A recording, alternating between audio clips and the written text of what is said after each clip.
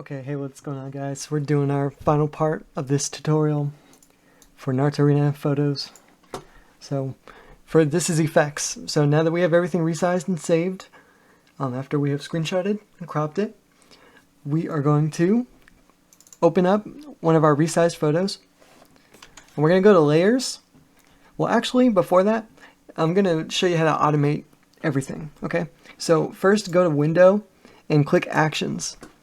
Alright, so after that, you're going to want to go to Create New Action and select Batch Actions. So there's Default, then there's Batch. Select Batch, and then I do this for every new batch of pictures, because every time you go and screenshot, like, pictures from an episode, the episode will have a certain type of lighting that means if you try to use the automation settings you used for your last batch where it was a different episode or something, it would have different lighting, which means that your automation is going to come out probably not looking right, unless you make it super general with the effects. But I kind of like to go, decently hardcore with my colors. So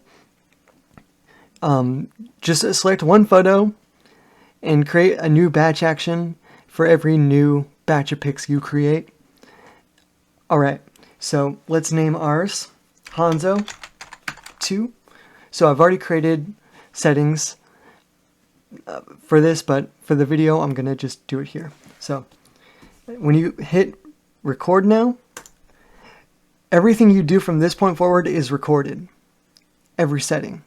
So let's convert to smart object here in layers and go to other, filter other, high pass. Radius is going to be 0.3, and then over here in our layers for smart filters, it says high pass. You're going to right click this part right here and you're going to change the mode from normal to overlay. This sharpens your photo. So next we're going to go to filter, blur, surface blur, radius 3, threshold 4. Now you can go 6, 8, or 12, depending on how much blur you need, but for newer episodes, for ship it in 1080p episodes, 4 is good enough. Okay, then we're going to start editing, and so we go to Image, Adjustments. Well, actually, I do Auto Contrast first. So, Image, Auto Contrast, and then Adjustments, Brightness and Contrast, -15 bright, +15 contrast. Image Adjustments, Shadows and Highlights, 35%. Image Adjustments, Levels, and I like to raise this up, probably 235, and then I bring this over to probably 30, and then sometimes I'll move this either up or down depending. For this image I'm going to move it to 95, and then click OK. And then Image Adjustments, Color Balance, Cyan 10, Yellow 5, -5. Okay, click OK, and see how this image looks? It's going to apply these exact settings to every image in the batch. Now if this isn't right, you can go and redo this until you get it right. So, but I mean, if you don't want to do it this way, you can just go and, do every picture one by one, like how we just did.